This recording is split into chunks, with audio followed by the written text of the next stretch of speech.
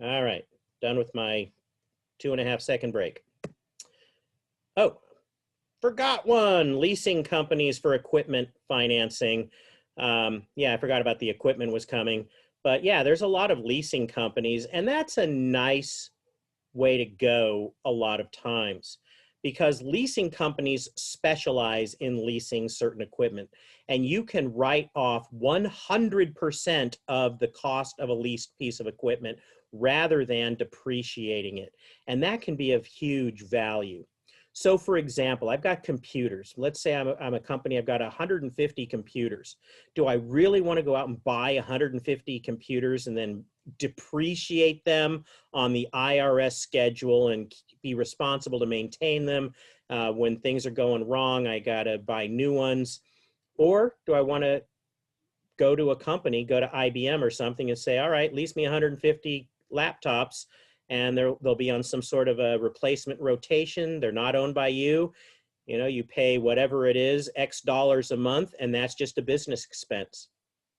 You're leasing it, and you write 100% of your lease expense off. Vehicles, owning versus leasing, there's advantages to owning, but there's also advantages to leasing a vehicle. You've got to know what you're doing and weigh the odds. If I own a vehicle, I can modify it any way I want. I can sell it when it's done. I can do anything I want. It's mine. If I lease the vehicle, I can write off the lease expense 100%. I don't have to depreciate. And it might make a lot of sense. I'm going to lease it for 5 years, for 4 years, whatever, and then turn it in and get a new one.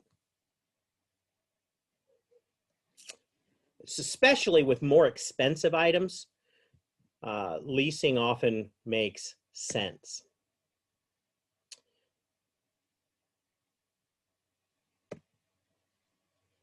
What do you need to know about financing? Well, you need a business plan. A business plan is a living document that you should be reading, updating every quarter of the year. So every 3 months or so, you should be going in there and reading it and getting your executive team together and polish it up, revise it, bring it up to date. Source of collateral. If you're getting a loan or financing, what are you putting up against that loan? Some things are automatic. The loan is for the collateral. So I'm buying a property, the property is the collateral. I'm buying a building, the building is the collateral. But if I'm doing a loan for expenses, or I'm doing a loan for payroll purposes, what are they going to do? Take your employees and sell them? They can't do that, right? So you need to either have an uncollateralized credit line, you need good credit for that, or you need to put something else up for collateral. And sometimes small businesses trying to get off the ground, they'll put their personal home up as collateral. You own your home, you've got good equity. I got $400,000 of equity in my home because when I bought it, it was only $200,000, and now 18 years later, it's gone way up, and I owe way less than it's worth. So I can take out a loan and use my home as collateral. If you already own another business property, you can put that up. If you own it or you've got a lot of equity in it, meaning that the value is much bigger than your loan against it, that's equity. The difference between the value of a property and how much you owe on it. You can take a loan out against that difference, called equity. The appraisal. If you're purchasing an actual vineyard or you're selling a vineyard, or winery, you need to know the cost. And there are companies that specialize in this. And a lot of appraisal companies are generalists. Don't do it.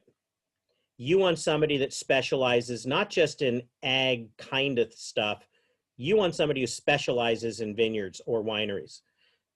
It's so unique, and appraisals are so challenging to get a good value. You need somebody who knows the business, who knows and understands the equipment, the profits, the losses, the risks, and all of that goes into a good appraisal. Now, previously I mentioned the loan to value ratios, and here are some examples. If you have owned vineyards, well, 60 to 65% is the loan, which means I've got to come up with 35 to 40%, right? What did I say on that last number? 350,000 that I would put down to buy that property, and in comes the bank with the other 650,000, 65%, 35%. They might want 40. And these numbers change a little bit. These numbers are a little bit older, but they've changed less for business than they have for personal. You're not going to go buy a house, no money down today, not after what happened in 2009. Banks are a lot tighter. They have to be because of the crash. Businesses never had that kind of a thing. So the impact was more on values of things, not the loan to value ratios. So a leased vineyard, I'm leasing a vineyard. I got to come in with 50% or maybe 45, half the money. If I need a loan, I need to put up half, the bank will put up half. Buildings and equipment, right up there with vineyards. Depreciation, as I mentioned already, depreciation is a technique, a taxation technique used to spread the cost of capital acquisitions over the life of the asset. So it doesn't matter whether it's a building, a trellis system, a truck, a computer if you own it, not lease it. Everything has a depreciation table, and you can look it up with the IRS. And sometimes the table doesn't make any sense in terms of that doesn't apply to our business. Then you need a good tax attorney who can help you make an argument to the IRS. We're going to depreciate at a different rate because in our operations, this particular asset is not going to live as long as you say it lives. And you say it's going to last 15 years. We say it's going to last 10. You start depreciating at a rate different than the IRS guidelines, you better have a good tax attorney that knows what they're doing. Different methods for book accounting and tax accounting. Won't even get there. If you've had accounting, understand that there are two major categories of accounting, and you can't just go, well, today I'm going to do book accounting and next year I'm going to do tax accounting. No. You start, you pick the one that makes the most sense for your bookkeeping goals, and you got to stick to it. So again, I've worked with people starting businesses, and one of the first things that we always did was sit down with the tax attorney and say, all right, let's make a plan for how we're going to set up our budget categories, how we're going to set up our accounting books, how are we going to set this up so that when it's time to do our taxes, everything's in order. And what a lot of people do is have that first talk with the tax attorney after they've been in business for almost a year, and the tax attorney is going to tell you, you should have been doing quarterly taxes, you should have been here 9 months ago, and you're doing it the wrong way, or this is a lot harder, it's going to cost you twice as much for me to do your taxes because you didn't set it up right in the beginning. So again, you're setting up your depreciation, you're setting up your budgets, you're setting up your revenues and expenses, your budget categories for everything. Day one, you're talking to your tax attorney. And I keep saying tax attorney rather than just a tax accountant, because I think there are advantages in business to having your tax person be an attorney. More expensive, but in my experience, the tax attorney is worth the extra money. Plus, because they're an attorney, it's also confidential, your conversations with the tax attorney, as opposed to an accountant. There is no, client accountant privilege. If there's ever any kind of legal thing that comes up, you're getting sued by somebody and they're after some dirt on you, they want to try and prove something that you did wrong, at least your conversations with your tax attorney are private. Each type of similar assets have similar depreciation lives, and you could look up depreciation tables on the IRS website. Lovely, lovely. So we can look at some of the life of things. Fences and gates, 7 years. Frost protection, irrigation systems, the frost protection sprinkler systems, etc., 7 years. Irrigation and equipment, 15 years. Farming equipment, 7 years. Trellis, 7 years. Wells, 7 years. Rootstock and vines are depreciated over 10 years.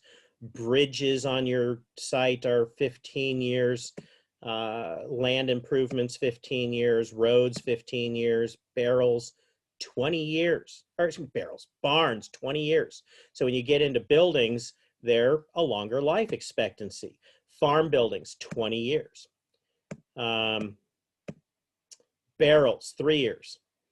I knew barrels was coming and I said it earlier, but anyway, barrels have a depreciation of 3 years. They are expensive for some good barrels. And so you depreciate them over a 3-year use. Can you use them after 3 years? Yeah, it's up to you. Once they've used up their life expectancy, you sell them for planter boxes for people's homes. You get a few bucks out of it. Office equipment, 5 years. This is where computers can be a problem. Do I want to depreciate a computer for 5 years? A lot of businesses, you got a 5-year-old computer and it is a dog.